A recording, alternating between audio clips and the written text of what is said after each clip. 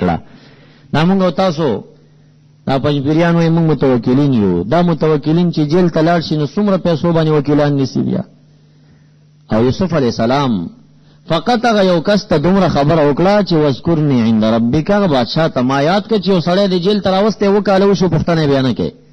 ولې دې راوستی دی. دغه یوه خبره باندې خالق په دې خفه کېږي چې ستا سره خو زه ومه، تا ولې ځان بادشاہ ته یادولو. 15 کاله قید یې پې نورم زیات کړ، 12 کالو ته د یوسف علیه السلام قید ورسېده. نو دا متوکلین محض دي. آیه کریمه په حق د متوکلین محضو کې دی ایاک نستعین، مونږه الہ خاص تانه مدد غواړو. خو د دې به دا معنی نه وي خاصان العباد چې دی خص الخواص استعانت د مخلوق نه غواړي، هغوی استعانت د خالق نه غواړي. په هر مشکل کې د مخلوق نه غوښتل صحیح اګڼي، کاغه تحت السبب دی کاغه فوق السبب دی، خو د مخلوق نه غواړي. لکه مخکې مې ویل چې ابراهیم علیه السلام ویل ملک فلا، تا ته مې ضرورت نشته دی. هغه اوبه د بوکې نه غواړي، بیا دا سبب استعمال هغه جرم ګڼي. دا متوکلین محض دي. اوس پنځپیریان سوای وي دا متوکلین مونږ یو که نه؟ مونږ یو. ښه چې ته یې لکه حدیثو نه پوښتنه کوو چې دا متوکلین زمونږ په دې دین او زمونږ په امت کې څومره راځي. حدیث مبارک کې راځي نبی علیہ السلام وایي قیامت ورځ کې به زه ولاړ یم، یو پیغمبر به د یو امتي سر راشي، بل به د 2 سر راشي، بل به د ډېرو سر راشي، جمع غفیره به راښکاره شي. زه به ووایم دا زما امتیان دي، ما ته به ویلی شي دا د موسی علیه السلام امتیان دي. وی د هغې نه بعد به 80,000 نفر نور راشي او لوی لښکر 80,000 کسان به راشي، لوی لښکر به راشي افق به یې نیولي. دی چې راشي زه به ویم دا زما امتیان دي، ما ته به ویلی شي دا ستا د امت هغه 80,000 کسان دي چې لا یسترقونا، د بیماری په ټیم کې بل ته نه ویل چې ما دم کا، استرقا یې نه کوله، طلب د رقي نه کو، طلب د رقي، طلب د ډاکټر، مریض ډاکټر ته مطلب دا هغه خلک دي. لا یسترقونا ولا یتطیرون، فعلونه به یې نه نیو، وعلى ربهم یتوکلون، او په خدای تعالی به توکل کول. پنځپیریان دا حدیث مبارک درس کوي، بیا وایي دا مونږ یادوي، مونږ نه دمونه کوو او نه چې دی نو مونږ چاته وایي چې مونږ دم کا، او نه مونږ فعلونه نیسو، مونږ متوکلین یو. نو تاسو داسې سوچ وکئ چې دا باتوران چې دا 80,000 دوی دي، 1,40,000 صحابه کرام په حجة الوداع کې نبی علیہ السلام سره موجودو، 1,40,000.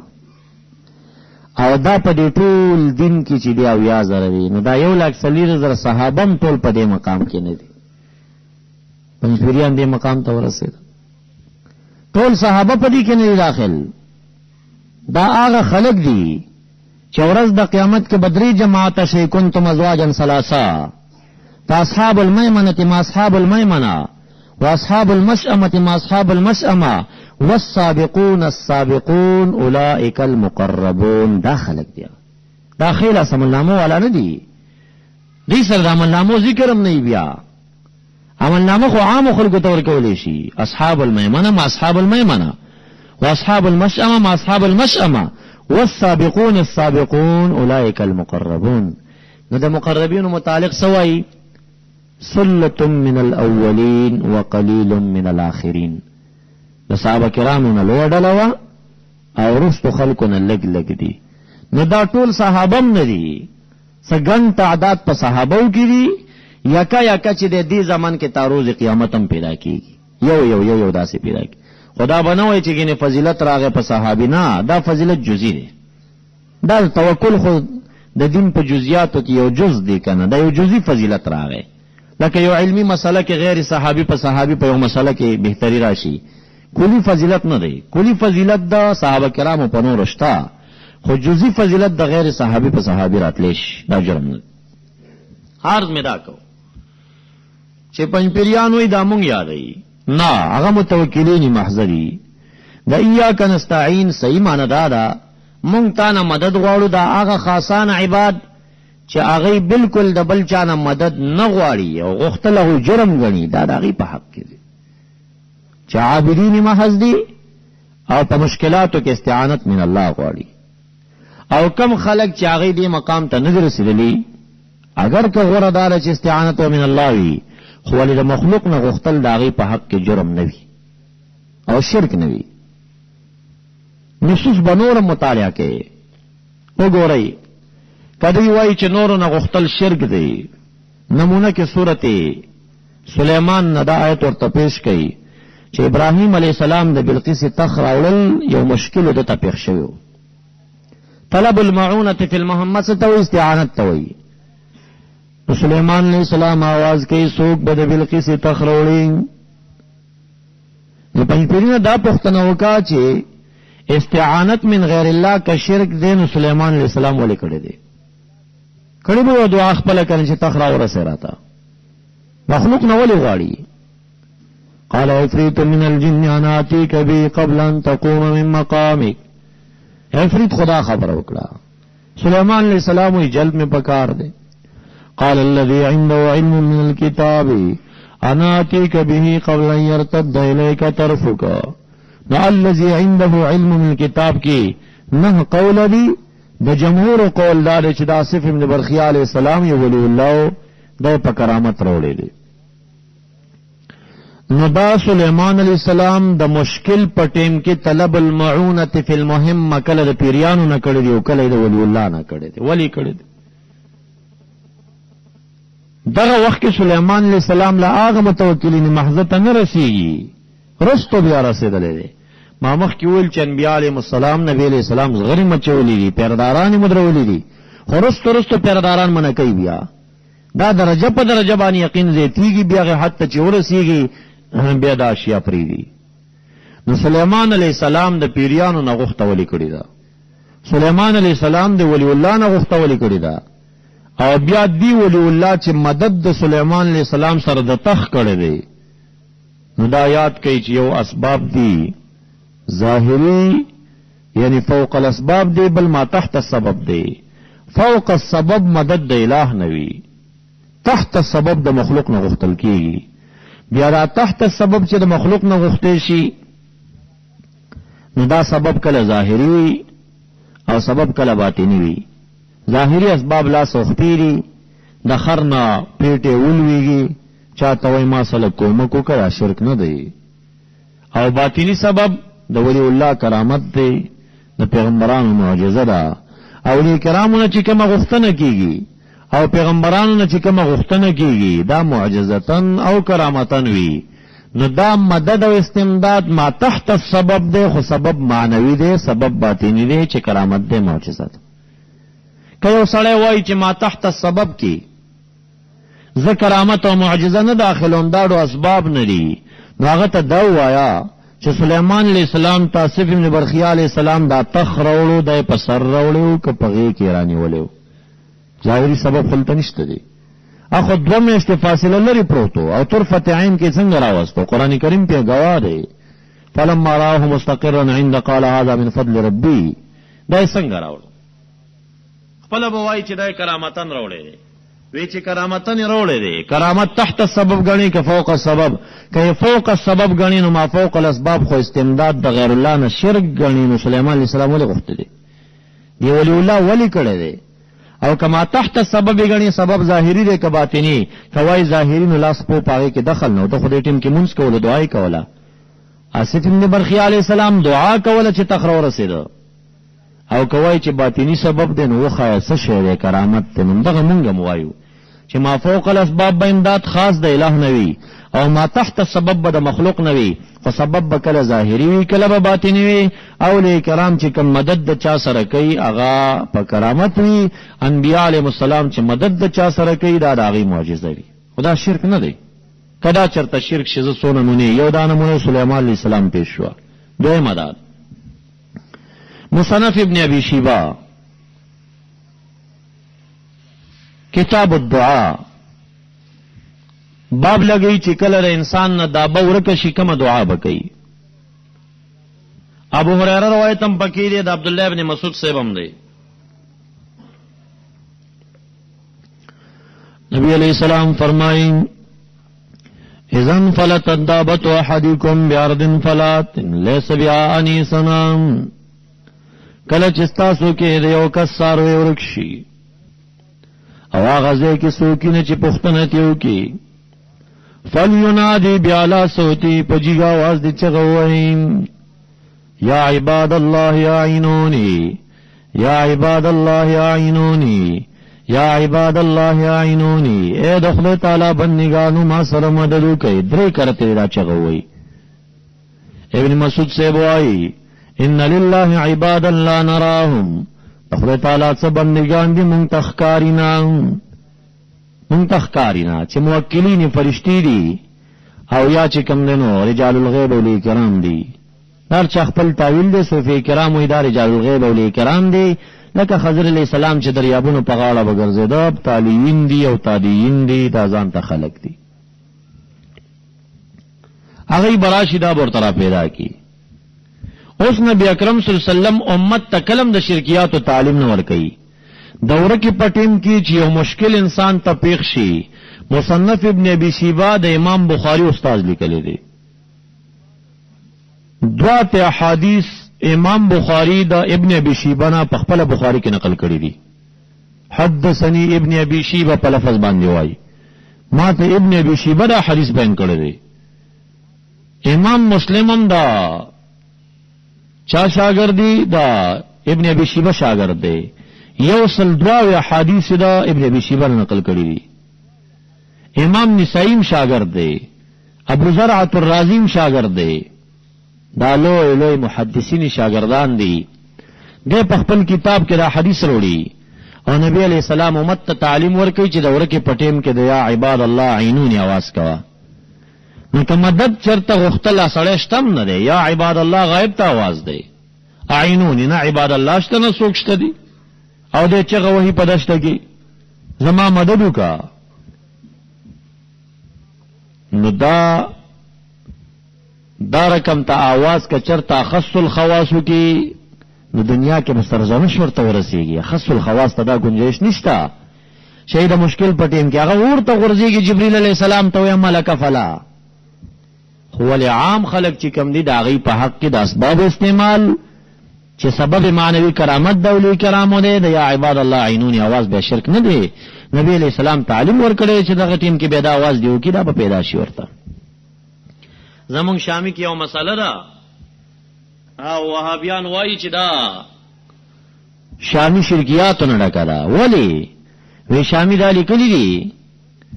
چې چاته ساروی ورکشي غونډي تریوخیږي یو ولی الله نوم یې خسته دی ویاغي ولی الله ته چغه وਹੀ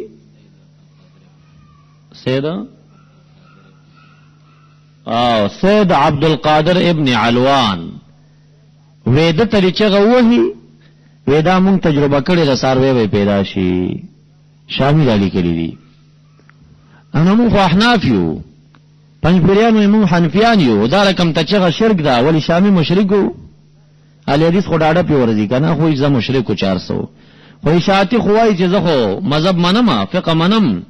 نبی شامی ته نسبت کوي چې په خپل کتاب کې را خبره کوي او دا ساروی چې به پیدا کیږي دا شیخ احمد علوان کرامت جوړیږي نو دا دغه مضمون د شامی چې کوم نه سید چې هغه بنوم دی ولی الله خستی لیکن دغه مضمون چې دوره کې پټیم کې دی یا عباد الله عینونی आवाज کیږي دا د مصنف د حدیث ته ثابت دی تاسو ته بدا شوبې چې دوی څه جواب ده دینه کوي د دوی مشر البانی په خپل کتاب کې زور لګول ډیر زور انتهای دي تر رسول چې دغه حدیث چې کوم دی مصنف مرفوع اخستره خدا دې موقوف والصحيح انه موقوف دا موقوف د ابن مسعود صاحب دی نه دا د ابن مسعود صاحب خپل فتوا ده اول ابن ابي الدنيا دا حدیث را اخستره مرفوع مصنف ابن ابي شيبه په لفظ د قال رسول الله سره مرفوع ذکر کړی نو البانی داغي په مقابله کې لادیس وکړ ایوا دوی مدار کزه تسلیمی وکمزا چې دا حدیث موقوف دی او موقوف دی ابن مسعود صاحب دی خدا پختنه پکار دا ولی صحابه کرام چرته د ځان نم د دعا تلقینات کولیش دی بار نه وای چې دا دعا چې کومه دا منقول نقل غواړي دی کې د اجتهاد څخه دخل نشته دا معصوره ده اثر غواړي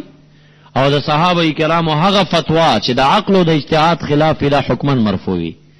د ابن مسعود صاحب دغه قول کده دوم شي بیا هم حکمن مرفوع ده. درېمه دا ده ولو بالفرض چې بالکل دا اجتهاد پورې تړلې خبره ای او دا د ابن مسعود صاحب خپل خبره هم شي، مونږ د وابیانو نه دا پوښتنه کوو چې ابن مسعود صاحب دغه تعلیم بل تور کې چې دوره کې په وخت کې د یا عباد الله عینونی आवाज کوا مشرک شک نشه، دا فتوا کول شي؟ یو سړی چې د یا عباد الله عینونی आवाज کوي او مدد غواړي د یو مخلوق نه، هغه خو وایي چې ماته ابن مسعود صاحب فتوا را کړې زکه کوم والاسم علی من افتاه، گناه پاغه چا وزي چا فتوا کړي. دې سړی چې ته مشرک وای نو ای ځوان ته هغه مفتی تم به ویل شي داسي، یعنی دا خو وابیانم منی چې صحیح ده، حسن سند صحیح ده، خو دومره ده چې موقوف ده مرفوع نه ده. ابن مسعود سے بولی داسې عمل کولو. بیا خپل مصنف ابن ابي شيبه د خپل کتاب کې کدا شرکی الفاظ ولی نقلی تعلیم د شرکیاتو کوي. یو سړی چې دا عمل کوي ته مشرک غني، هغه مولا چې په کتاب کې دا فتوا نقلی ولی مشرک نشو بیا؟ اولو بالفرض که هغه مشرک چې امام بخاری استاد دی، هغه چې کتاب کې ته حدیث نقل کړي د مشرک نه چې نقل وکړي نو بخاری به مقبوله ده که مردوده ده؟ تاسو کې پس زمانو مخ کې وړي زی ته بیا لاړ دا شان. مصنف ابن ابي شيبه باب دا فضائل الصحابه دی، دا عمر فاروق سے فضیلت بیانوي. مالک الدار راوی دی وای جاء رجل الى قبر النبي صلى الله عليه وسلم، یو سړی راغی روضه د محبوب ربی علیہ السلام لرا، ویل یا رسول الله استسقي لامتك فانهم قد هلكوا، اے رسول علیک السلام امت تبارانو غواړو امت د هلاک شو، امت تبارانو غواړو امت د هلاک شو. مصنف ابن ابي شيبه فضائل عمر کی دا روایت ذکر کړي. دغه کس چې داراغه ابن حجر اسقلانی سے فتح الباری کے، علامہ سمہودی سے وفا الوفا باخبار الدار المصطفیٰ کے، علامہ کوثری په منحۃ التقول فی مسألۃ التوسل کے، علامہ سبکی په شفاء والاستقام فی التوسل بسید الانام کے، دا ټول دا جواب کوي چې جاء رجلا هو بلال ابن حارث المزنی احد کبار الصحابه، دا بلال ابن حارث مزنی صحابی وو چې دا صحابه کرامو کې یو لوی صحابی وو. نو دا پختنه مونږ کو چې پر روایت د مصنف سره دا صحابي ته مشکل جوړ شوی قاطی راغلی دا، د نبی علیہ السلام روضه ترازی وای یا رسول الله استسقي لامتک، اے د الله رسول علیک السلام امت تبارانو غواړه. دا صحابي الاعوذ بالله نقل کفر نه و بیان نه دا پختنه مونږ کو تاسو ته وکي چې دا صحابي مشرک شو کس شو چې د روضه نه غوښتل وکړه، اخو د مخلوق نه غوښتل وکړه او بعد الوفات وکړه، ا د دنیا نه تل دې आवाज کوي.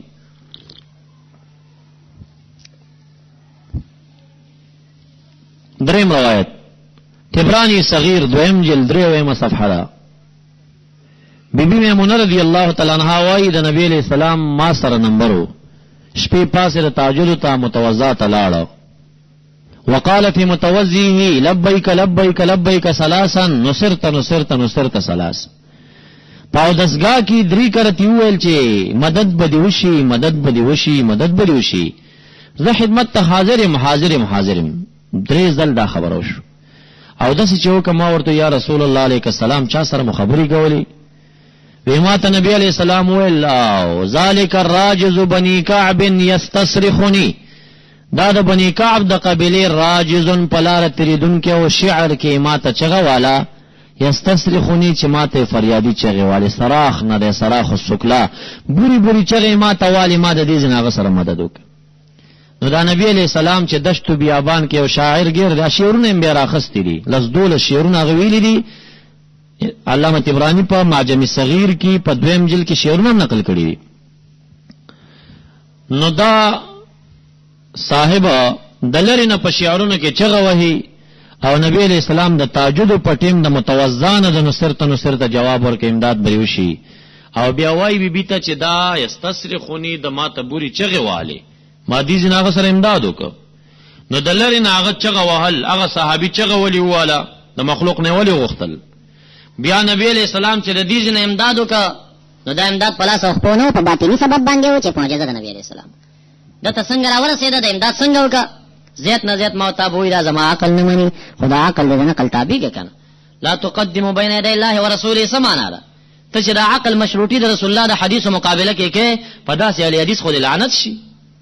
وای ځال حدیث یما چې علي حدیث نو دا خو ما حدیث پیش کړل کنه مصنف ابن ابي شيبه کما یواز شامی پیش کړي وي تا به ویل چې شامی نه مانم نو شامی ممنا د بخاری استاد مصنف ابن ابي شيبه خو مانا چې وای یا عباد الله یا عینونی دوره کې پټیم دا چغه مصنف ابن ابي شيبه دا خو مانا چې صحابي وای یا رسول الله استسقي لامتك د معجم التبراني د صغیر معجم الصغیر د دویم جلد چې کم دی دا حدیث خو مانا چې نبی علیہ السلام وای ذالک الراجز بني كعب يستصرخني ما تی بوری چغه والی خلاصه دا یو تفصیلی موضوع د استمداد من غیر الله په دې باندې صوفیه پويږي عام خلق نه پويږي خپل مقصد تر اعظم حقیقت دا ده اخص الخواص چې د مخلوق نه غواړي کې د ولی نه غواړي کې د پیغمبر نه غواړي خو اخص الخواص په حق کې چې کم ده دا خبره دنیوي زجر لایق ده ام توکلین محض دي ام مستثنا دي عام مسلمانان چې د اسبابونه کار اخلي هغه ته د ولی نه غختل د پیغمبر نه علی السلام غختل چې کم نه دا شرک نه دي دومره خبره ده چې بعض خبرې صوفی کرامو کړي دي یا کتابونو کړي دي د خواص مبارکه عوام ته داغه فتور کول او عوام داغه نه اخص کول دا صحیح نه دي ګوره یو سړی وایي چې شیخ عبدالقادر جیلانی ما تر ورسېږي اے پیر بابا را ورسېږي زنانه د आवाजونه کې امیان د आवाजونه کوي د دې आवाजونو نو پکله کومه او تاسو منع کوو خلک به منع کوو درې زمونږ د خبرو دا مقصد نه دی چې عوام به دا आवाज کوي چې فلانه را ورسېږي ماته ولی کم سړی چې وایي چې پیر بابا را ورسېږي نو دې چې دی عقیدې ته رواوي نو دې بد دینه مخ کې دوا عقیدې نورم رواګني یو بدار واغنی چې پیر بابا زما په کل حالات باندې عالم بالغیب دی او کلی تفصیل علم غیب چاته شته نه دی کله دا عقیده چې کله خبريږي کله نه خبريږي نو چغه سشته وي کله شي خبر نشي ولی هغه ذات ته چغه نه وي کم ذات چې همیشه خبريږي هو العلیم الخبیر دی دوی مدارا کم سړی چې دا چغه وي د بدا عقیده چې پیر بابا سمایتا ملري یعنی دی دنیا کی چټوخه کیږي مغیوري دا چا عقیده ده سمه موتا دا مقصدو چې ګینه دنیا کې چرته ډول وال کیږي مغیوري او کچغه وال کیږي نه اگر که کرامتن کې دی شي چې هغه ته ورسي کې دی شي ونرسي کې دی شي هغه دی حال باندې خبر شي کې دی خبر نشي نشي دا مسله دومره ځونی او شکیدا عوام تدافت ور کول چې دی دا چغي وینه په نصوص کې ثابت دي او نه د عوام دا شکارونه کوي صوفی کرامو چې کم د قبور نه استمداد جایز ګڼل دي دلیل پیاغه حدیث دی چې صحابي د یا رسول الله استسقي لامتک आवाज کړي دي یا د غایب ولی الله نه مدد غوښتل چې جایز ګڼل دي هغه باندې دلیل د تبرانی روایت دی چې ذالک راجز بنی کعب یستصرخونی خو ګوره دا خواص دي خواص عوام بدین استدلال نه کوي هغه وخت چې ولی الله قبر ته مراقبه کینی د روح د ولی الله د روح سره لقاو کی روحاً ملاقشی روحی ملاقات نه بعد دا اغنه التماس دی اوسیس کوي ودی کی خدا سینه چې هر سړی چې هغه غریب روحانیت لا پیژني نو تصوف نه خبر نه دی هغه بل دنیا په ګډ ګډ کې چغي وایي چې و پیر بابا را ورسېږي د استمداد بدغه مقصد نه وي نو خلاصه دا چې خاص الخواص هغه ته د اسباب استعمال یا د مخلوق نه غختل دا غي په حق کې خنه دي عوامو د پاره د استعمال رواره دا یو سبب وي موثر حقيقي په معجزه کې خالق دی موثر حقيقي په کرامت کې خالق وي دا مدد حقیقتا من الله وي خو پلاس دی ول الله باندې ښکار شي دا معجزه شي یا پلاس دی پیغمبر ښکار شي دا لپاره کرامت شي دا ول الله لپاره کرامت شي او د پیغمبرانو معجزه جوړ شي باقی نور په حقیقت کې مومن حقيقي الہ العالمین او ایاک نستعین کی دیوای چې یاک مقدم شوه دی پرستعین باندې نو معنا دا مون خاص تانه مدد غواړو نو دبل چانه مدد غختل شرک دی نو دغه خبره چا کړي چې دبل نه غختل شرک دی دا خو ته ځان نه ورکېږي دی خاص تانه مدد غواړو نو الہ نه غواړم دا چی بل چانه نه غواړو به شرک دې دین آیت ساکت دې آیت دا مثلا چړي خاص تانه مدد غواړو دا چې بل نه غواړو دغه ټکی نه آیت ساکت دی په حق د خاصان العباد کې یا کا مقدمه او تقدیم د ما حق او تاخير افاده د حصر اختصار کې او کده وی چې یا کا نعبدو کې یا کا مقدم دی د بل چا عبادت کول شرک دی او عبادت خدا سی او سیز دی چې هغه د بل چا یو جزئیه کې جایز نه دی خو ول استعانت د عبادت په شان دی نه ذکر دغه منکر نه دا پښتنه وکا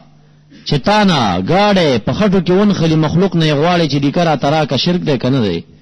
دی بویدا جایز دی یا کنستاین خواغم خلاف دی دا استثناء په کې کم ذکر راغلی چې ما تحت السبب ما فوق السبب دی نو دا په حق د استعانت د مخلوق نه غوښته شي عبادت په یو صورت یو جزئیه کې د مخلوق نشي کېده اکه یا کا مقدم نم عبادت شرکو او هر چې استعانت د استعانت ما تحت سبب غوښته شي پلا سوخپو غوښته شي کرامتن غوښته شي معجزتن غوښته شي هغه جدا مثال دی کبه هم وایي چې نه یا کا مقدم شوه دی او تقدیم د ما حق او تاخير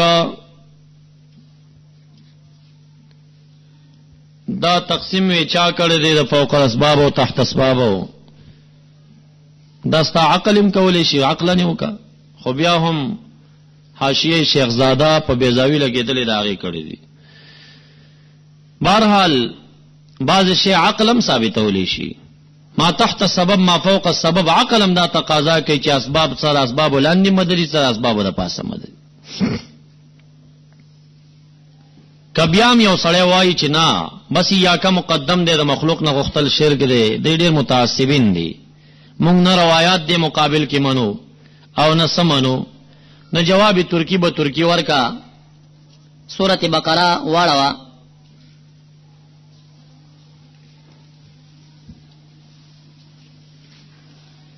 آیت نمبر 1 او آیت نمبر 40 یا بنی اسرائیل اذکروا نعمتی التي انعمت علیکم وَأَوْفُوا بِعَهْدِي أُوفِ بِعَهْدِكُمْ وَإِيَّايَ فَارْهَبُونِ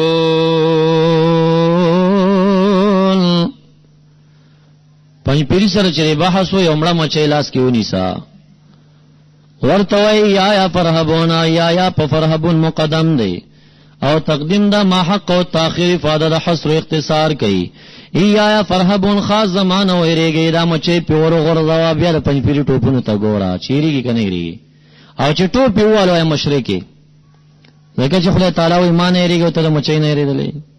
اڅ ناشنا شرکونو فتوی پیدا کړی په معمولی خبره باندې یا کا مقدم راغله بل چانه مدد غختل شرک دی بیا یو څل وختم تلار شاه وآمنوا بما انزلت مصدقا لما معكم ولا تكونوا اول كافر به ولا تشتروا بآياتي ثمنا قليلا وإياي فاتقون خاص ما نه ویریږي ولې مار نه خلک یریږي ته مانچې نه یریږي دز نه یریږي ها بي باو نه یریږي ډیر څه زونه خلک یریږي نه دا بس ټول مشرکان دسه متوکل ما حذف پیدا کولای شي چې بي باو نم سر نه ټیټي په وغار کې خامہ خبر هغه نزان پټه په طرف کې یاره برازي درته نو دی بابا وای نه د مار او مچیو لړم نه خو یو شان یره ده او د خالق نه بل شان یره ده وی په خلو ګونګې شي خدا تحقیق الته موګه کنه د مخلوق نه یو شان غختل دی د خالق نه بل شان غختل دی د مخلوق غختل سبب ظاهری دی فقط او د خالق غختل مؤثر حقیقی دی مخلوق مؤثر حقیقی نه په کرامت معجزه کې مؤثر حقیقی په کې الہ العالمین دی دا یو سبب دی مجاز کې دوی ته دا نسبتونه کیږي په حقیقت کې دوی ته دا نسبت نه کیږي پاتې شو دا مسله چې دوی بیا دا وی چې فلانی بابا بچی راکې او دا راکې دا الفاظ غلط دي مونږ د دې قائل نه یو چې زنانو ته مونږ ویلي چې تاسو وایي چې بچی پیر بابا درکړی یا تاسو پیر بابا نه غواړئ مونږ مخکې ونه ویل چې دا الفاظ عام خلک نه وایي دا د خواصو د پاره چې دا روح داغه د روح سلیقو کې مطالبه لري وکي عوام بداسي کې الها زما دا مشکل حل کی په خاطر د پیر بابا وسیله کې پیش کی خو غواړي به الہ العالمین او بیا هم که یو زنانا د کم فهمی د وجنا مسلمان دا منز کوي کلمه وایي یو زیارت ته تللی ده او د هغې ته خدای تعالی بچی ورکړی دی او د سادهګۍ نه یې وویل چې فلانی بابا زیارت راکړه نو مؤمنه ته لږ سوچ کوه دې به دا نسبت مجازي کړی په مجازي نسبت چاته کافر مه وایه مشرکه دې ته مه وایه مخکې جمعه باندې یو څو کسان راله دوه وریړونه دي یو تره دی وایي دا زموږ تره مشرک شوی دی مې ولي وی دی وی زما بچی نه کېده یو بابا یاد که چې هغلته لاړم بچی مې وشو ما ته هغه بچی را کړی ګوره مشرک شو نو هغې ته ما قرآن کریم را واړولو 14مه سپاره واړوئ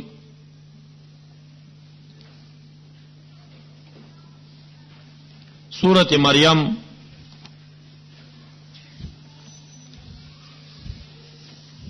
آیت نمبر 19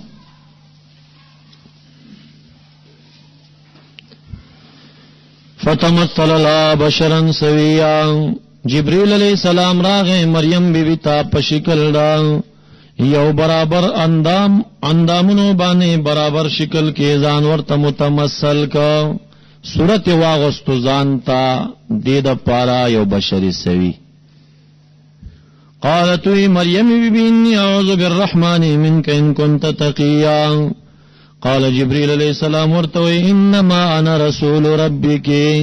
زد رب کریم استاد تعالی دې د پار راغلم له احبا چې زدر کم لکی تا غلامن زکیام پاک غلام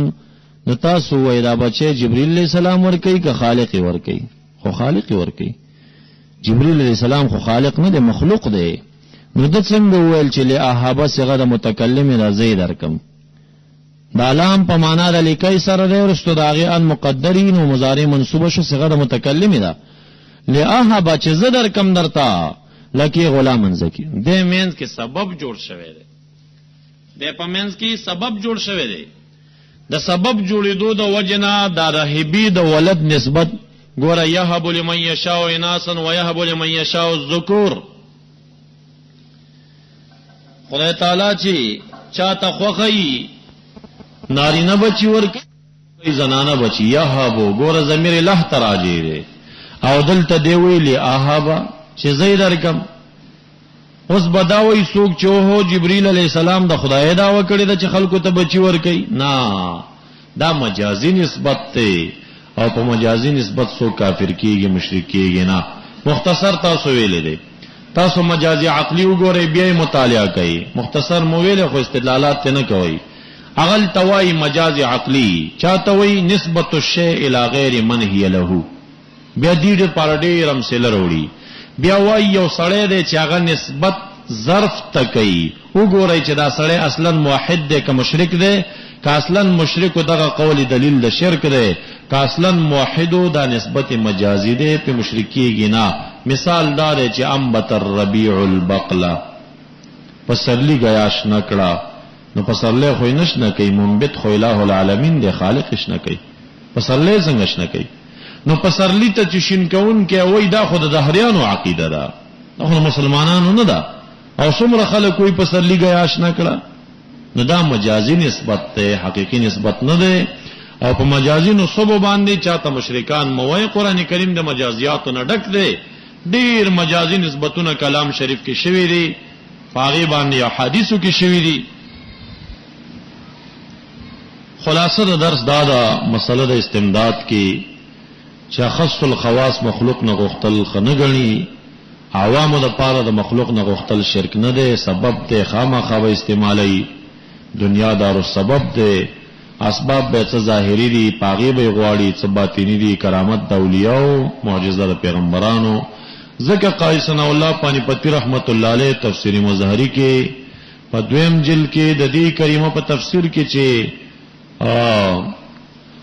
لا تقولوا لمن يقتل في سبيل الله اموات دی باندې غوای ان الاولیاء ينصرون اولیاءهم ويدمرون اعداءهم یقینا اولیاء کرام خپل دوستانو سره مدد کوي او خپل دشمنان زره زره کوي بیا پنځپیریان سوئی امام ابو حنیفه صاحب د عقیده نه لرله مونږ وی داغم د عقیده وا چې اولیاء کرام کرامتن خپل دشمن زره زره کولی شي کنور کتابونه نه لري نو امام ابو حنیفه کې حیرت انگیز واقعات خو بدر سره هغه مطالعه کوي، پاغي کې دا واقعا پرته ده. یو شیعو د امام ابو حنیفه رحمت الله علیه په زمن کې دا دوو یارانو سره دومره دشمنی لرله چې دوه قچرې لرلې، په یوې د صدیق نومې خو په بلې د عمر نومې خو. د بیا د بینا چا امام ابو حنیفه رحمت الله علیه ته ویل چې یو شیعه دا کار کړی دی. امام ابو حنیفه رحمت الله علیه ورته ویل چې عمر فاروق سے دومره جلالی دی، دا کم قچر ته چې د عمر نوم یې خېده دا به په لته وحیو دا شیعه به مرداریږي. یعنی دا عمر فاروق سے به کرامتن مده مرداری سبب به کې دالته جوړي. یو شپه تیر شو شاګرد راغه امام صاحب ته وی خبره د رښتیا شو، شیعه قچری په لته والے مردار دی. وی ته وګوره کمی قچری په لته والے دی. هغه چې لاړو پښتنه چې وکړه هغه قچری په لته والے او د کمی قچری نومي چې عمر یې خو. نو امام ابو حنیفه رحمت الله علیه دا دومره تحقیق ولی کوي، دې لپاره کوي چې دا کرامتن عمر صاحب والے دی. اسی دا د قچری خپه کې باندې جوړه شوی. نو اولیاء کرام دوستانو سره مدد او دشمنان زره زره کوي، دا وی کرامت وی. دا نصوصنم احادیث مخکمه پیش کړل او دا شند علماء په دی باندې اقوال دي. شیخ عبدالحق محدث دی رحمت الله علیه اشعت اللمعات کې دي تصرفات متعلق تفصیل کړي چې اولیاء کرامو د پاره ارواح ګرځيږي، هغه تصرفات کوي.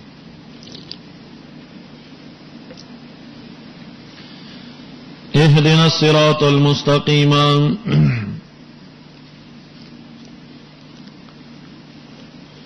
یعنی ارشدنا ثم ثبتنا على الصراط المستقيم، او قائمون لرا او بیا په ثابت پرېږدي مونږ په لاره مستقیم باندې. اهدنا صيغه د امر دا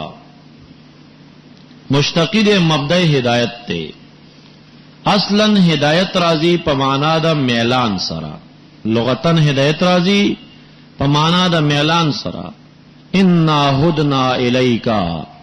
احملنا الیکا رجوع مکرستا پا اخبانی.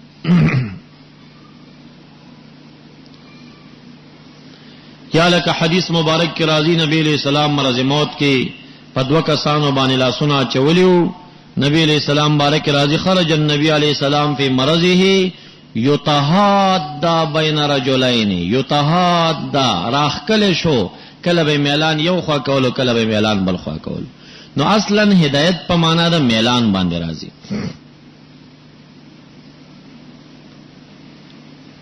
اهدنا الصراط المستقیم دا که څوک وایي چې مونږ په هدایت باندې یو مؤمنان، نو بیا غوښتنه د هدایت تحصیل له حاصل دی. نو جوابونه دو دي. یو دا چې مراد دا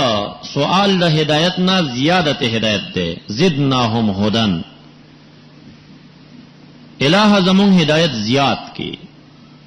او دویم دا چې مراد ته ثبات ده، ځکه ابن عباس سے قید لګی ثبتنا علی صراط المستقیم، پس صراط مستقیم مثابت پرېږدي. اهدنا الصراط المستقیم او صراط ہدایت متعلق چې موصله للمطلوب دی یا علامه یوصل به للمطلوب، تاسو کتابونو کې تحقیق کړی دی. الصراط دا بسواد، اصل د دې صراط دی بسین. دا سین بیا په سواد باندې تلفظن بدلیږي. ماخوذ دی د صراط نه، او صراط راضی په معنا د ابتلاع سره تیرول، په معنا دا تیرول باندې. او صراطم چې کوم دی دا لار داسي چې سړی په مزل کې خلق په تیریږي، خلق په تیریږي په مالیږي. دا اهدنا الصراط المستقیم ثابت پرېږدي مونږ په لار برابر باندې. مراد د صراط مستقیم نه څه شی دی؟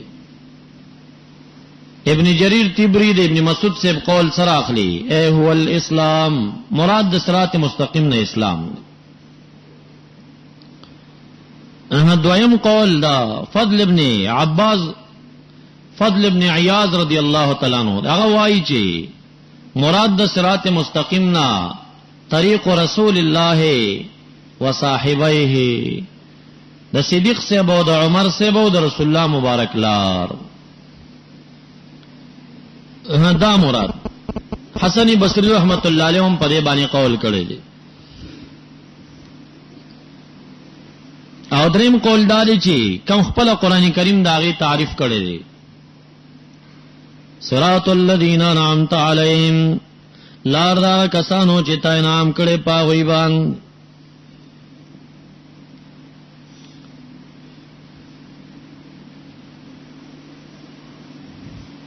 اهدنا الصراط کی ترکیبی حلو کې ان صراط اعراب معلومیږي بیا انت پہدی کی فاعل دے نام مفعول اول دے صراطا موصوف دے مستقیم صفت دے موصوف مع صفت مفعول ثانی دے اهدنا شو دا الصراط المستقیم مبدل منه دے صراط الذین انعمت علیہم ورتبدل لے او دا بدل کل مقصود دا بدل کل نه کله توضیح وی کله تاکید وی دلته تاکید او توضیح دواړه ده دا صراط مستقیم وضاحت کوي او دا غیر پر تاکید هم نه صراط الذین انعمت علیہم لار دا کسانو چې تا انعام کړي پاوی باندې دا کسان چې الله په انعام کړي دا څوک دی سورۃ النساء وشپیتم نمبر ایت نا تراویم نمبر ایت پوری داغی تفصیل راضی اولئک مع الذین انعم الله علیہم من النبیین سوک چې خدای تعالی ته بیداروی د نبی علیہ السلام اطاعت کیا اولئک دا کسان مع الذین دا چا په معیت کې بوین انعم الله علیہم چې رب کریم په نام کړل دا نعم علیہم ال تفصیل لازم هغه څوک دی من النبیین والصدیقین والشهداء والصالح وحسن اولئک رفیقا د جهات د مرګرتیا نه دغه ډېر خولي دي نو بل تعریف د صراط مستقیم چې دی هغه لار د پیغمبرانو دا لار د صدیقین او اولیاء دا او لار د شهدا دا او لار د چا د صالحین دا اوس دلته د لارې خو مختلف نه دي لار د صدیقین او د شهدا او د صالحین خو د نبیون نه غیر نه د دی راوړو ته بیا څه ضرورت دی نو اصلي مقصود دا دی چې لار د انبیاء علیهم السلام چې دا چې اسلام دی دا صراط مستقیم دی خو دغه اسلام باندې ثبات بدون د معیت د درې جماعتونو نه کېدې نشي دا غوي سره بناس تکي یا ایها الذین آمنوا اتقوا الله وکونوا مع الصادقین صادقین سره معیت کوا قایسنا الله پانی پتی رحمت الله علیه وای چې خدای تعالی ته رسیدګي درې لارې لري یو لار د ریاضت دا د صالحین لار ده دویم لار د جهاد دا د شهدا لار ده دریم لار چې کوم ده د توجه خاصه عشقی ده د صدیقین لار ده نو د درې جماعتونو باندې سړی نه ولی جوړیږي یا د مجاهدین رفاقت یا د ریاضت او خواري او شیخی او تهجدونه او دا شان روزین ول تلاوتونه کول او یا د صدیقین او اولیاء په معیت سره چې کونو مع صادقین کله چې داغي سره سړی کینی داغي په صحبت او معیت کې انسان وصل الی الله ایصال کیږي صراط الذین لا کسانوا انعمت علیهم چې تا انعام کړي پاوی باندې غیر المغضوب علیهم نلار دا هغه کسانو چې غضب کړي شوی پاوی باندې ولضالین او نلار دا گمراهانو مرفوع روایت کې دارازی مسند احمد او امام ترمذی دا عدی بن حاتم رضی اللہ تعالی عنہ پر روایت سره نقلی نبی علیہ السلام فرمائی المغضوب علیہم هم الیہود او والضالین هم النصارى مغضوب علیہم یہودیان دی او ضالین چې کوم دي دا نصرانیان دي او رښتیا هم زه په زیاده یهودو په حق کې د غضب ذکر چې کوم دی راغلی دی وباءوا بغضب من الله یهودین په غضب گرفتار شو من جانب الله یا بل موضع کې راځي وغضب الله علیہم فتعالی په غضب دی په یهودیانو باندې سورۃ فتح کې راځي نو مرفوع روایت دا وایي چې مراد دا مغضوب علیہم نا یهودیان او مراد د ضالین نصرانیان دي بعض علما نور غي وایي چې الفاظ عام دي نو لہذا په مغضوب علیہم کې قاتل لقتل عمدم داخل دی من یقتل مؤمنا متعمدا فجزاؤه جهنم خالدا فيه غضب الله علیه، خدای په غضب دی په د باندې. نو د الفاظو د عموم نه استدلال کوي او وایي چې قاتل د قتل عمد هغه په دې کې داخل دی او مراد د دوالین نه هغه گمراهان دي. فما ذا بعد الحق الا الضلال، د حق چې مخالف دي نور سنشت سوا د ضلال نه. هغه ټول جماعتونه د اهل زیغ چې دي چې د اهل سنت والجماعه په خلاف دي هغه ټول په دوالینو کې راځي. نو درې دلو ذکر اجمالا په سورۃ فاتحه کې راغی. جماعت د منعم علیهم چې څلور جماعت دي، نبیین، صدیقین، شهدا، صالحین. اصلا لار فقط د نبیینو دا او صدیقین او شهدا صالحین چرالل دا د پاره د معیت رالل، یعنی د سینه چې دوی ګنې کوم بل لار لري موږ به پسیزو، یعنی دوی معیتو کوي چې د لار د نبیینو کې استقامت در تراشي. کونو مع الصادقین یا ایها الذین آمنوا اتقوا الله، اصل مقصود خو تقوا دا، خو په دغه تقوا باندې ثبات ال راضی چې کونو مع الصادقین. یا لک ان رحمت الله قریب من المحسنین، د محسنین او صدیقین سره د خدای رحمت قریب وي. الته چې سړی په صحبت کې کینی رحمت وریږي، دا غي په معیت کې کمال وي. یو جماعت د منعم علیه دی چې هغه په خپل من کې څلور جماعت لري بیا، او دویم جماعت د مغضوب علیهم چې يهوديان دي، او دریم جماعت د دوالینو دی.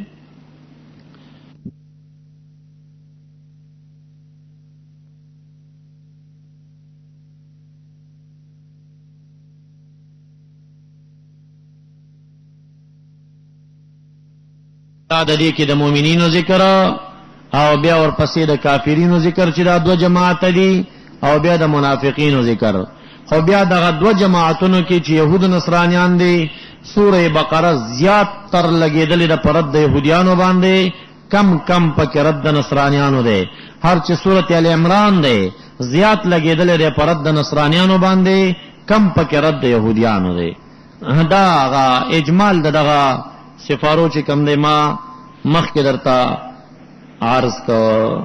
ترکیب د اهدنا الصراط المستقیم ته لږ متوجه شي، بره خو آسانه دی، کبر ورته وکیږم طالبان ورته متوجه شي. الحمدلله مبتدا دا سنه به معلومه، سلور قواعد به زما یاد کې ځان سره ان شاء الله. د سلور قواعد باندې و تمام قران کریم او حدیثو کې ته ترکیب کې نخلنا، او چې کوم ځکه ونه خطه بیراشه چې زیره ته اجرا کم سلور قاعده به یاد کې. هغه دا هر ځکه چې تاسو دو معرفي یو ځای جخت ولیدي، دو معرفي جخت مولیدي، دا به ترکیب توصیفی ثانی به داول لپاره صفت وي.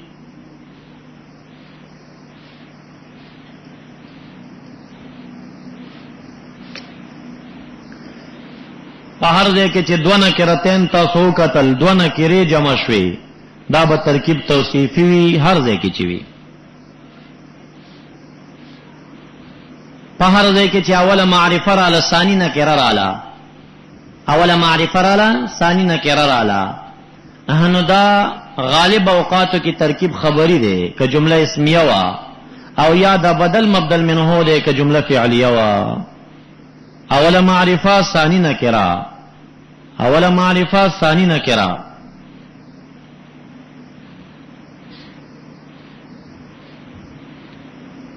دا به ترکیب اسنادی وی، یعنی مبتدا او خبر بوي. نکره چې ثانی را به خبر وی، دا معرفه اوله به مبتدا وی. خو جمله فعلیه کې کی دي چې اوله معرفه ثانی نکره دی، بدل مبدل منه جوړ شي. ولی بدل د معرفه د نکرینا، د نکری د معرفینا، د معرفه د معرفینا، د نکری د نکرینا څلور وړ جایز دي. نو چې بدل د معرفه د نکری د معرفینا جایز دی،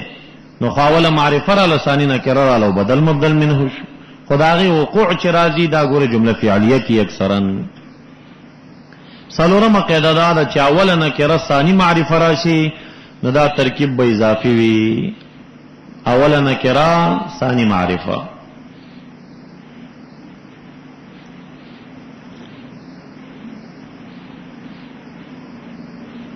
پاتې شو دا خبره چې کېدی شي چې کله کله دا نکره مضافه نکری ته شي، دو نکری جمع شي، ترکیب اضافي راغی. یو خو ډېر قلیل دی او دوی مدار چې هغه کلام د عربي قح نه، غلام رجلن، غلام د سړی. نو غلام د سړی څه فایده لري؟ غلام د سړی راغی، دا څه فایده لري؟ دا څه کلام مفید دی؟ چې غلام د رجل ته مضاف شي. دینه خو چې وای غلام راغی، غلام رجلن او غلام راغی دې څه فرق نشته دی. فقر دار چې غلام رجلن کې د خزه غلام تی وتر سړی، نو سړی خو زرګونه سړی دی او داغي غلامان دي کې څه تعریف خو نشته دی. ته چې کلام مفید پیش کې او چاته په فایده ورسې نو وای چې غلام زید جاء، د زید غلام راغی، دا سړی ور سره کار وی. نو دا کلام د فصحا او عقلا نه دی چې هغه نکره ته مضاف شته دی. بعض اوقاتو کې استعماليږي، خو د عربي قح او د صحیح عربانو کلام دغه نه دی، فائدہ پکې تامه نه. او بل فرق پیدا کوي چې دوه نکرتین چې چرته جمع شي دا ترکیب به ترکیب توصیفي وي، خو په دې شرط باندې چې دا د قبيله د لازم الاضافت نه نوي، دا د قبيله د لازم الاضافت نه نوي. نه اعتراض به په کل شیء نه کې ښا یا په زومالن، کل شیء او زومال کې نکره نکره ته مضاف ده، خو لیکن دلته اول ته لازم الاضافت دي.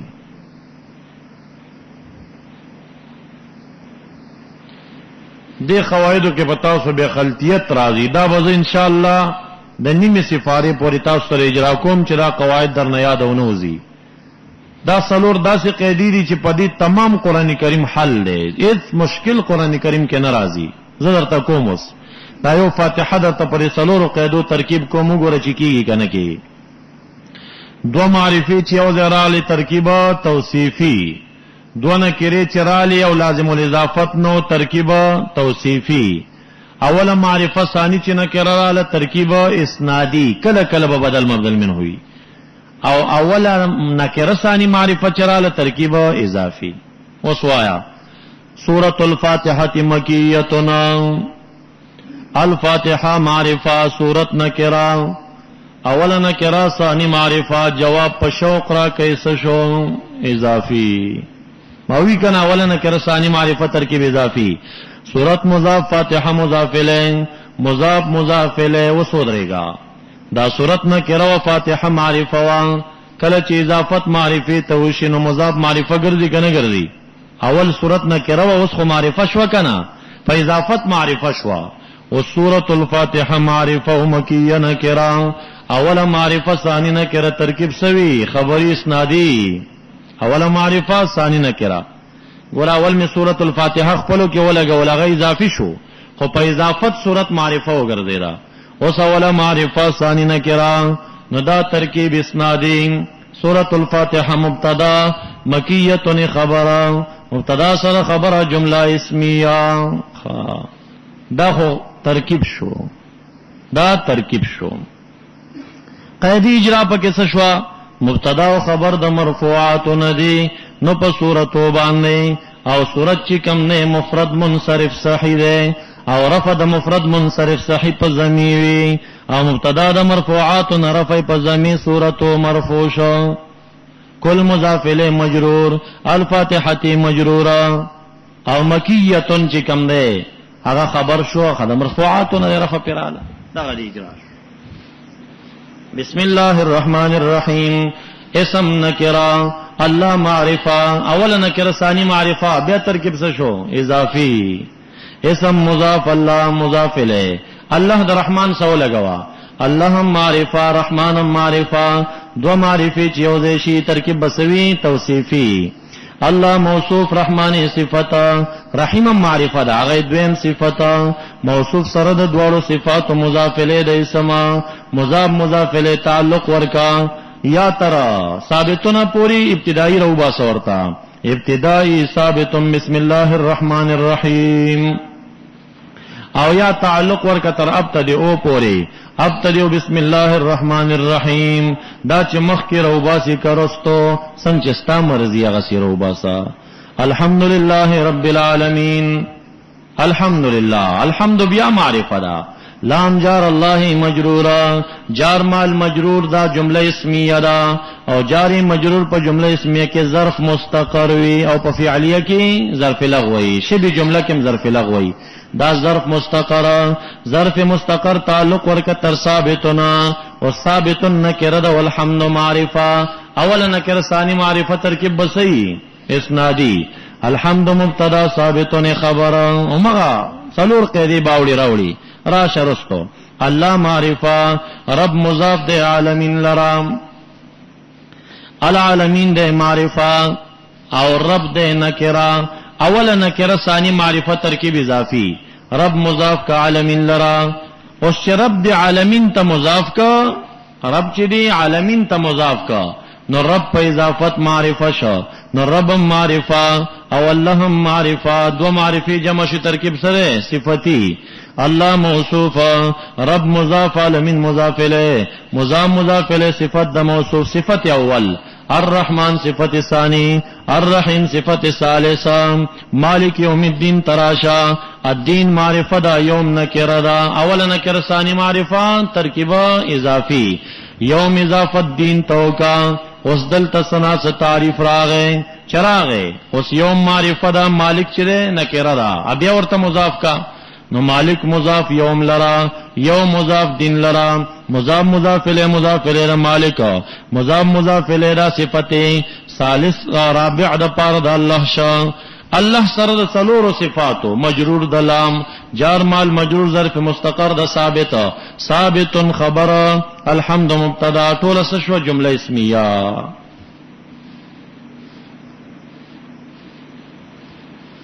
دا عبید اللہ قنداری سے وپا ہدایت نحو کے اعتراض پر رب العالمین کڑے دے، التناکت وائی چی عطف بیان او بدل او نعت، نزل تو عبید اللہ سے پی لگی گی چی نعت کت ناکت خطا شوے دے، صفت نہ صحیح کی گی، ولی ویزا نہ صحیح کی گی چی اضافت دو قسم دے، اضافت لفظی دے بل معنوی دے، اضافت معنوی افادت تعریف کئی او اضافت لفظی چی کم دے فائدہ تعریف نہ کئی، فائدہ چا کئی تخصیص فل دا اختصار تخفیف پیدا کئی، نوائی چی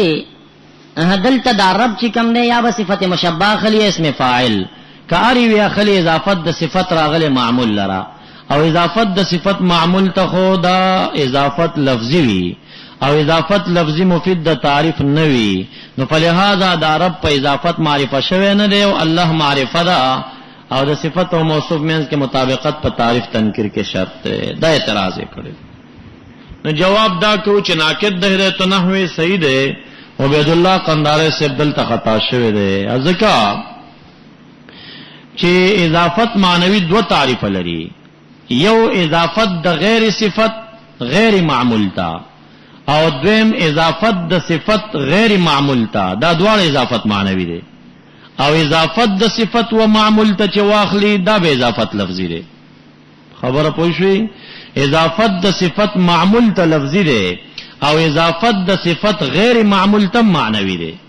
تاسو ندی ویلی مسلمو مصرن کے اول دایا دول پکار دی چې اضافت د صفت معمول ته اضافت لفظی دے، دغه معمول نه څه مراد دے؟ هر معمول مراد دے؟ نا، مراد د معمول نه فاعل او مفعول به مراد ده. کچرته اضافت ظرف توشی مفعول به توشی، دغه اضافت به ګوره معنوي دے، دا اضافت به لفظی نه جوړیږي. نو اوس اضافت د صفت معمول ته لفظی دے او اضافت د صفت غیر معمول ته معنوي دے، لہذا دلتا دا رب کمونگ اسم فاعل واخلو، دا اسم فاعل چی عمل کئی، دا عمل دا اسم فاعل دا پارا شپگ اعتمادات پکار دی، شپگ، یا با اعتماد پا حرف نفی وی، یا با اعتماد پا حرف استفهام وی، یا با اعتماد پا مبتدا وی، یا با اعتماد پا موصول وی، یا با اعتماد پا موصوف وی، او یا با اعتماد پا ذوالحال وی. دا ست اعتمادات غواړي، دا ست اعتمادات نه بعد به اسم فاعل عمل کی، دا یو شرط. دویم شرط د اسم فاعل د عمل د پاره دا دی چې دا به په معنا حالی سره وي یا به په معنا استقبالی سره وي، یا به په معنا حالی وي یا به په معنا استقبالی سره وي، چې مشابهت د فعل مضارع سره تام شي او عمل وکړي شي. او کم وخت کې چې اسم فاعل په معنا د دوام او استمرار او یا په معنا د ماضی سره وو، دوام او استمرار او یا په معنا د ماضی سره، نو په دغه وخت کې به دا اسم فاعل عمل نشي کوله. نو چې هر کله عمل نشي کوله نو په دغه صورت کې بیا اضافت د اسم فاعل کراشنو اضافت معمول ته نشو غیر معمول ته شو. رب العالمین کی منګور اسم فاعل له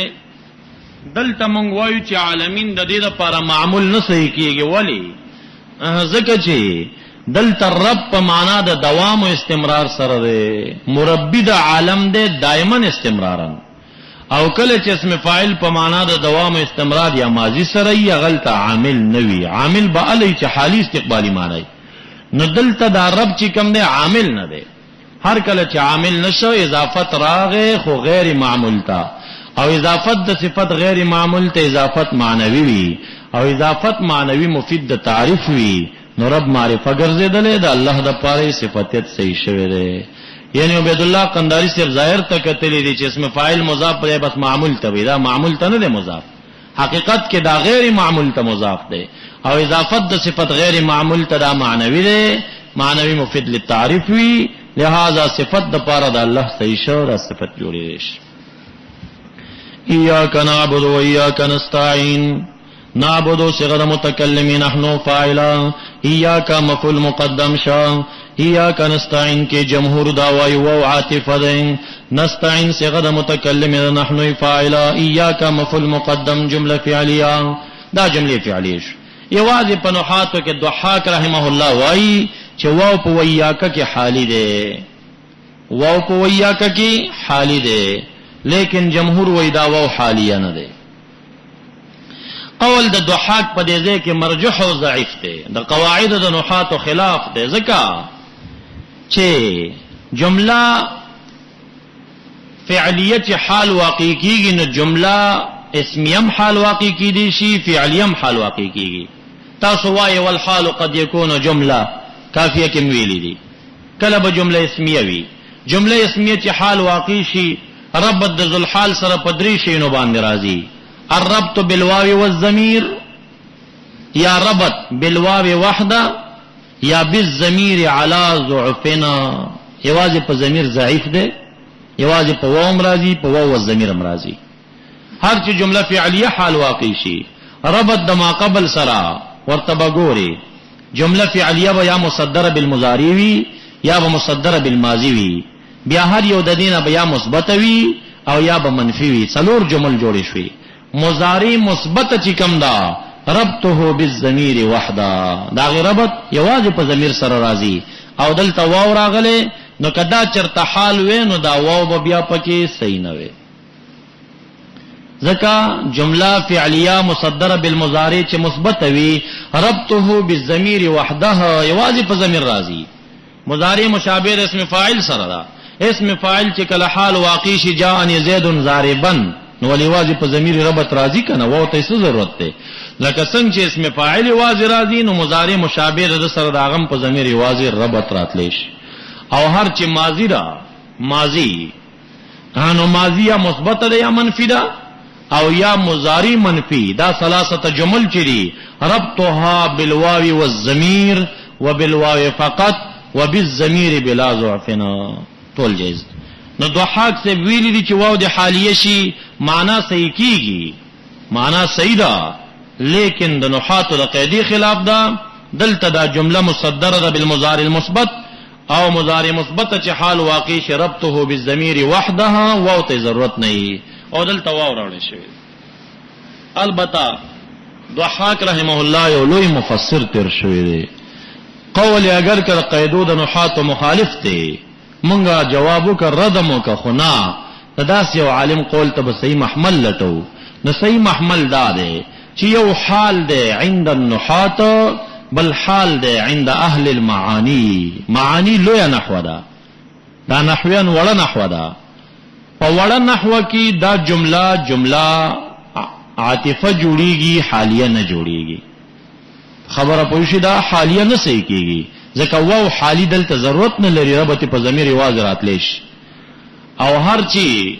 په غټه نحوه کې معانیو کې واخلي نو معنن دا جمله معنن چې وګوره نو بیا معنن معنا د حال ورکی او کله معنا د حال جوړیږي معنا دا ده یا کنا عبدو خاصتانه مونږه عبادت غواړو پحالی کون زمون کی کل چتا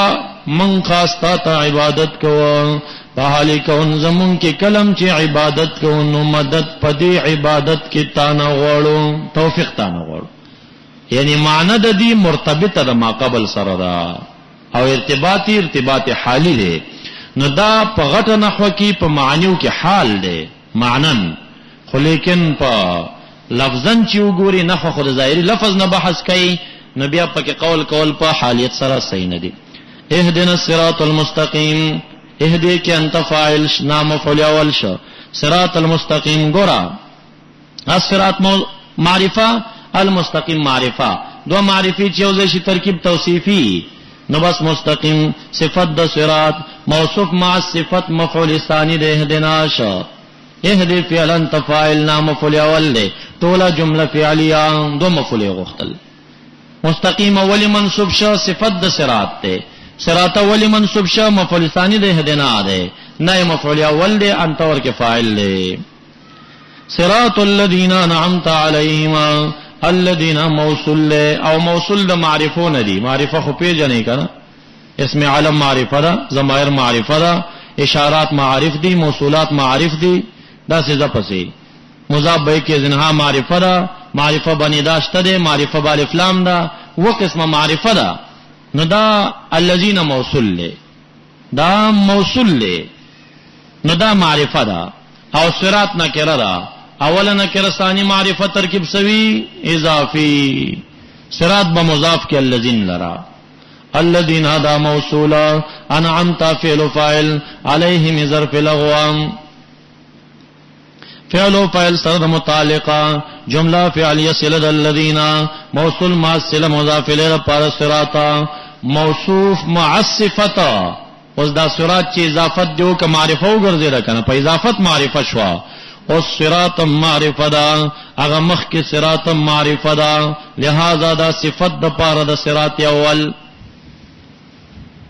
صراط الذین انعمت علیهم دا اول د پاره صفت دا یو احتمال شو دویم احتمال دا صراط الذین انعمت علیهم بدل وګرځوا نو معرفه به بدل د معرفین شي دا دویم احتمال دی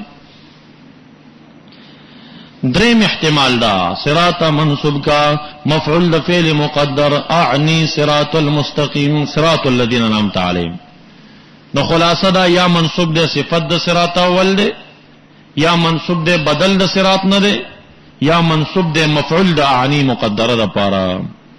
غیر المغضوب علیهم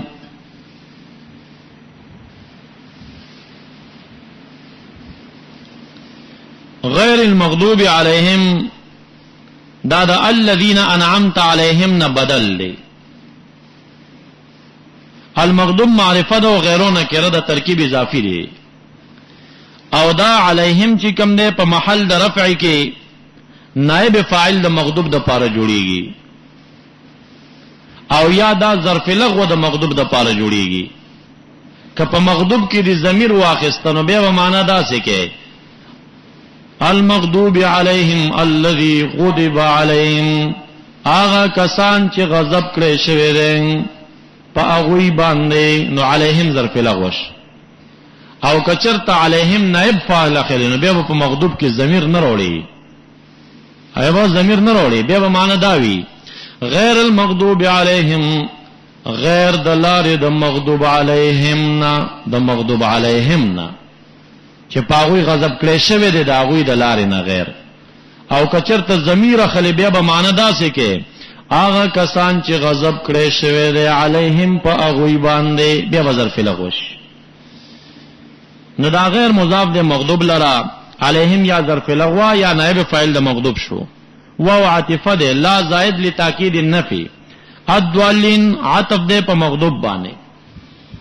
معطوف علیه سره معطوفنا دا مضافله د غیر شو مضافله بدل د الذین شو مبدل منه سره د بدله مضافله د صراط شو صراط یا صفت د صراط اول یا بدل یا مفعول د عنی مقدر شو په دا طریقه باندې اجرا په دې طریقه باندې دوالین جمع مذکر سالم ده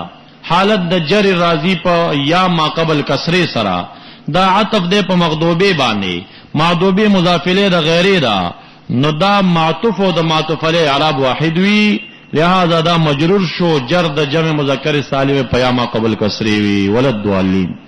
مغضوبی چې مجرور دی ځکه چې مضاف الیه د غیره دا، علیهم کې اعراب محلی د رفع دی په یو روایت یو قول سره، او یا ظرف لغو شوا.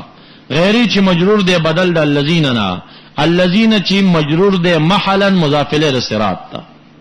هر چې صراط دی منصوب شو د درې وجو نه، یا صفتیت یا بدلیت یا مفعول د عنی د پارا.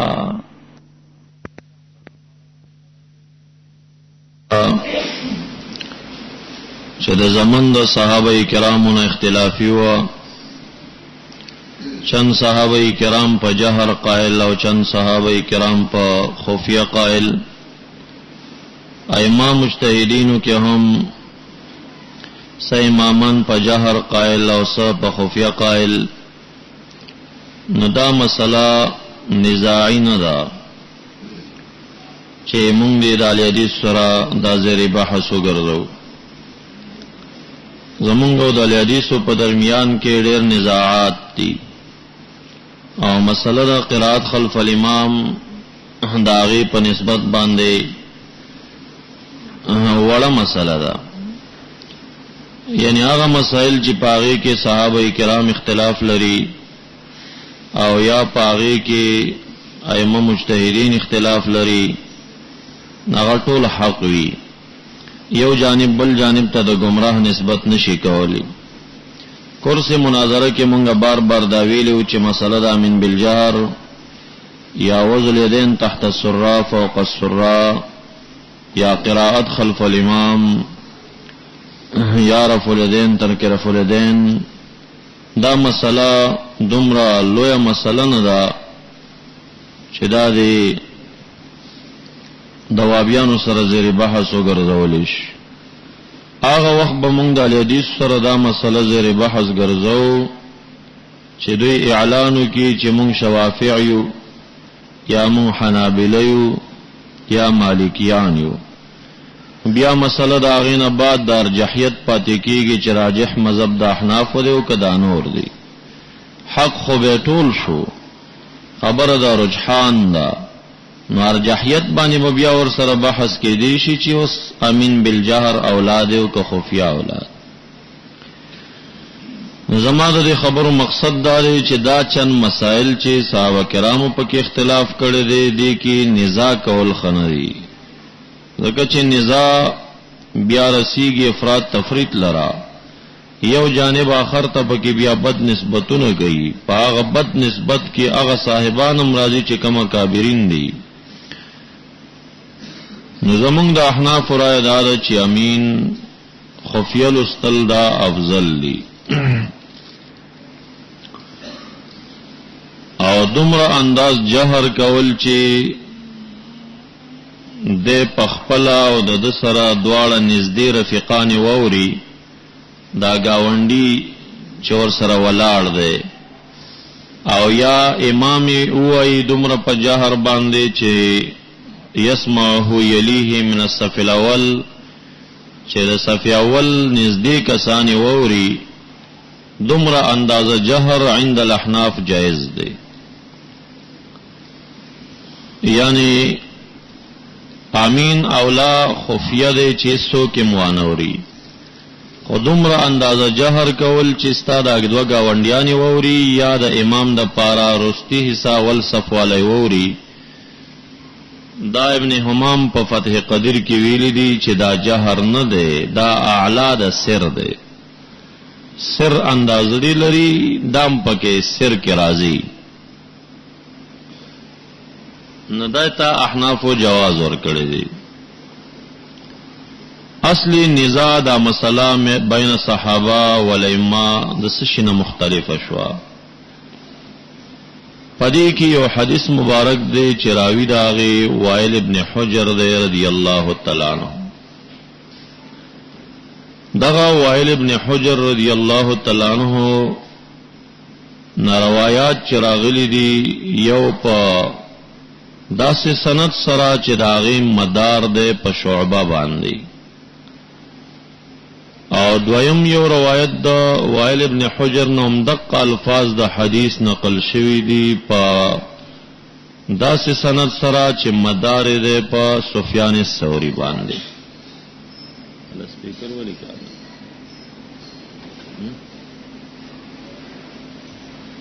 تابن کا حدیث مبارک دی چې دا سند هغه سره چې مدار په شعبه باندې دی. الفاظ دادي وائل ابن حجر رضی الله تعالی عنہ وایي چې نبی اکرم صلی الله علیه وسلم پس میمونز کولو کله چې اویل غیر المغضوب علیهم ولا الضالین قال آمین واخفى بها صوته. نبی علیہ السلام په امین کې خپل आवाज پټ کو دای په قلارو. دام روایت د وائل ابن حجر دی خدا هغه سند دی چې مدار په شعبه باندې. همدغه وائل ابن حجر دویم روایت دا کوي چې نبی اکرم صلی الله علیه وسلم پس میمونځ کا کله چې ولضالین ویل قال آمین ومد بها صوته आवाज پراخ کړو. دا هغه سند دی چې هغه مدار داغه په سفیان الثوری باندې دی. یعنی د یو استاد دو شاگردان دی. ګوره حدیث دو نه دی، یو حدیث دی. واقعي ودا راوی د حدیث یو دی او یو استاد دو شاگردان چې سفیان او شعبه دی درس کړی دی. شعبه نقل داسې کړی دی چې استاد دې حدیث کې مونږ ته دا وویل چې نبی علیہ السلام امین وویل خو اخفا بیا صوته.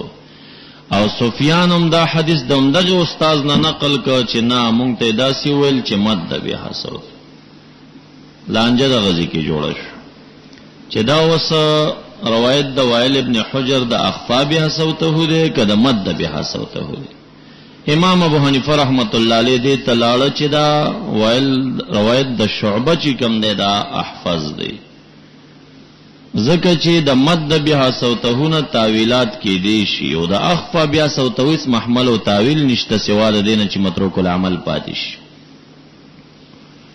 اوس مونږ ګورو روایت دا وائل ابن حجر د سفیان الثوری پر روایت سره چې مد بها صوته دی.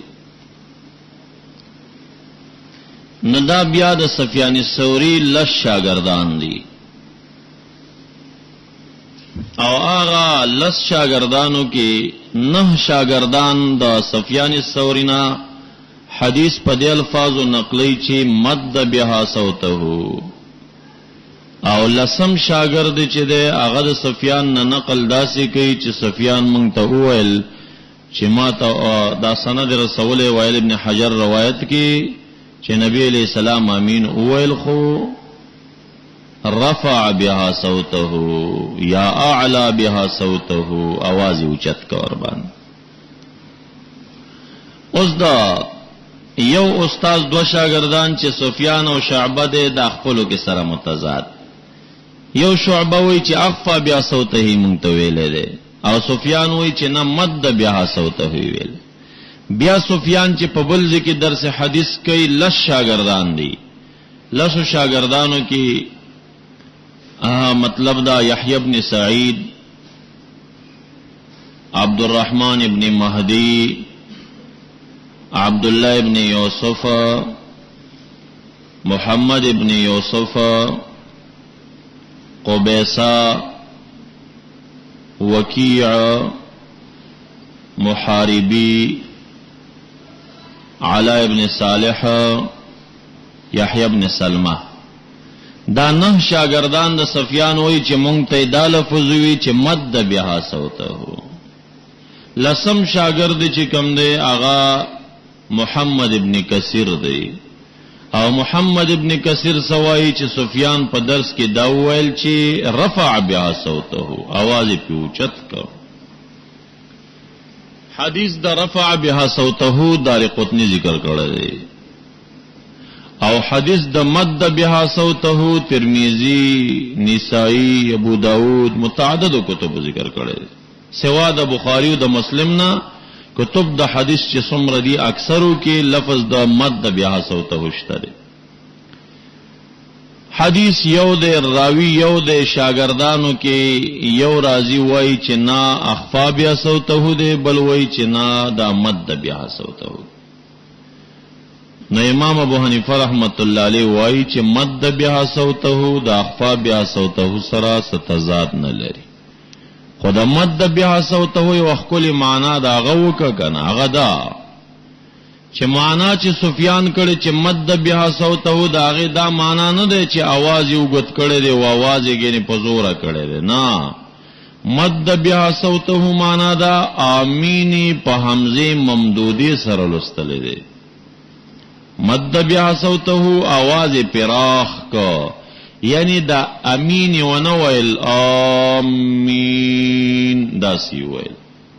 پټی ویل که خکارا. روایت د سفیان ته ساکت ته هغه دا نه وی چې په زور ویلې ده. روایت د شعبه په دال دی چې اخفا بیا صوته پټی ویل. نو مونږه دا روایت د سفیان دا جواب کولی شو چې روایت د سفیان کې لفظ د مد بها صوته دی او د مد بها صوته دو معنا دي. یو دا आवाज راخ کا، نو دی وی راخ کل معنا دا چې په زور ویلې. نه، مد بها صوته आवाज راخ کا په دې حمزه باندې، یعنی امین و نویل آمین دا आवाज راخ کا. جهر یو که خفیه وکړه روایت د سفیان ساکت ده، خو روایت د شعبه په دال له چې اخفا بیا صوته پټی ویل. لیکن هغه صاحبان چې روایت د سفیان راخلی او وای چې مد بیا صوته او आवाज پراخ کا معنا دا چې جهر پیو کا، دوی نه موږ دا پښتنه کو چې د شعبه روایت چې اخفا بیا صوته محمل تاسو پیدا کړ، محمل تاسو اس پیدا کړي. اخفا بیا صوته نه محمل مون خو د مد بیا صوته یو محمل پیدا کړ چې دی کې ستزاد نشتا. ځکه سفیان معمده ده سوقه ده او شعبم سوقه ده، دا لو استادان د حدیث لري. دلته توزدان شي ویلې چې شعبه روایت ضعیف ده او سفیان قوی ده او سفیان ضعیف ده او دا قوی ده، دا نشي ویلې. اگر که امام بخاری دا من بالجهر قائل له او امام ترمذی وی چې امام بخاری ته وویل چې شعبه خو اخفا بیا صوته ویل ده، وی هغه ما ته وویل چې سفیان احفظ من شعبه، دا سفیان د شعبه نه ډیر احفظ ده، مونږ ته روایت د سفیان معتبر ده. خبره پوه شي. امام بخاری امام ترمذی ته دا جواب ورکړي او دویم دا ورته ویلي دي چې دلته شعبه د باندې خلطیت راغله، ځکه شعبه په خپل روایت کې دا ویلي دي چې دا روایت چې کم دی دا د حجر ابو العنبس پر روایت ویلې ده او دا حجر ابو العنبس نه ده، ابن العنبس ده. امام بخاری په دویم دا اعتراض کړی چې شعبه دلتم خطا شوی دی. داغي جواب علامه نیوی رحمت الله علیه په آثار سنن کې ور کړی دی او د دارقطنی په حواله سره وایي او د ابن حبان په حواله سره چې دغه یو سړی چې کم دی حجر دا مکناو په ابو العنبس سرم هم او په ابن العنبس سرم هم، او شعبت نه تعبیر په ابن العنبس کړی دی ابو العنبس، او سفیان ته نه تعبیر په ابن العنبس کړی دی. یو سړی دی همدغه حجر دی، خو خبره دار چې مکنا په ابو العنبس هم دی په ابن العنبس هم دی. مونږ ته شیخ صاحب درس ترمذی کې ویل چې امام ترمذی دلته وایي چې ماته امام بخاری ویلی دی چې سفیان احفظ من شعبه، نبی راته کتاب الجنائز د ترمذی را واړولو او هغه چې کولو کا الته یو روایت دی چې په هغه روایت په سند کې شعبه راغلی دی. مسله د جنازې کې د شوافیع د پاره یو حدیث دی، سند کې شعبه راغلی دی. ناغل تسوی و شعبه احفظ الناس، شعبه چې کم دی د تمام انسان د علماو چې څومره امت کې دي ټول نه لوی حافظ شعبه دی. نو شیخ سے مونږ ته وویل چې محدثین دی لوی خلق دی خو تعصب نه خالی نه دی. وګوره چې د امین بالجهر په مسله کې شعبه راغی نو به سفیان احفظ الناس دی، ولی چې دی مخالف روایت کړی دی، او چې بیا د کتاب الجنائز کې د دې د مذهب په تایید کې روایت راغی نو به شعبہ احفظ الناس، شعبہ باندې جرح نشته دی، په اتفاق د محدثینو ثقه دی او سفیان هم ثقه دی. البته په سفیان باندې جرح د تدلیس شته دی چې د مدلسو، او ترمذی کی چې کوم روایت د سفیان د پان سره کړی دی او عنعنه د مدلس مقبول نه ای یو. او هر چې شعبہ دی، شعبہ وایي چې د اسمان نظم کې تراپریو زما دا مې خوخه د خو تدلیس بهونه کم. او دویم روایت کې شعبہ وایي چې ما ته زنا د تدلیس نه سپک کار ښکاری، یعنی دا تدلیس د زنانم راته لوی جرم ښکاری. نو سفیان ډیر عمده دی او ډیر سو قولوي سړی دی، خود به تدلیس کولو. اپو خوانی غیر معروف استادان هغه به پټول، مشهور استادانو ته به دنګل پمنځ کې به قطع کولا، یعنی اسقاط دراوی خفیتن پټه طریقه باندې دې ته تدلیس ویلیش. نو بنیادی اختلاف د حدیث د وائل ابن حجر نه جوړ دی او مدار یا په شعبہ یا په سفیان د دې دواړو نه جوړ دی. دوی چې کوم حدیث بیانوي چې رفع بها صوته و اعلى بها صوته، هغه د سفیان د شاګرد محمد ابن کثیر پر روایت د دارقطنی کې راغلی دی، او محمد ابن کثیر په حق کې جارحین د ضعف قول کوي، او بیا خاص کر کله بعضو جارحین په نس ثقه هم دی خو مخالفت راغلی دی د اوثق سره، او ثقه چې د اوثق مخالفتو کې روایت منکر او شاذ راځي. نو دا راجح روایت د سفیان داره چې مد بها صوته، او مد په جهر دال نه دی، فقط راخکل د حمزه دی خفیه طریقې وای. مونږ خپل استدلالات ذکر کوو، دا د هغه جانب هم د یو حدیث استدلال دی، دا هغه نه مونږه جوابو که سیدا چې یا خدا د چې مد بیا صوته په معنا د راخکلو د حمزه سره دی، جهر نه دی. او یا دویم جواب دا کو چې نبی اکرم صلی الله علیه وسلم کم چې حوائل ابن حجر روایت کې د سفیان ویلی دی جهر دی یو کرتی کړي وی خو تعلیمن، جهر دی کړي وی تعلیمن. ولی رستو حواله در کوم، ابو داود شریف روایت دی نبی اکرم صلی الله علیه وسلم په مانزه کې دو سکتے کولی، سکتۃ حین کبر، کله به چې الله اکبر ویل